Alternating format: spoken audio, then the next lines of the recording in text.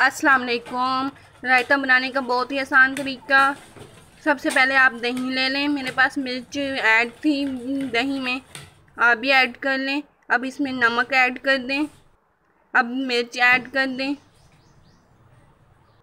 अपने टेस्ट और अपने जायके के हिसाब से। अब इसे अच्छे से मिक्स कर लें।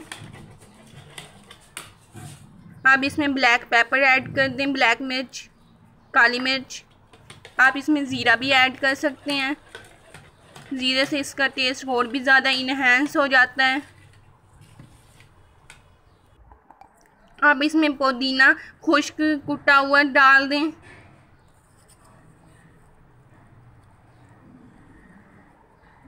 देखें कितना ही खूबसूरत रंग आ रहा है और कितना ही खूबसूरत रायता लग रहा है।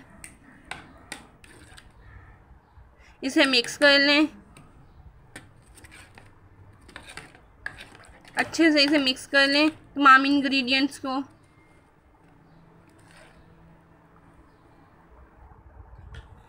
देखिए रायता तैयार है। पुदीने वाला रायता आप सबके लिए तैयार है।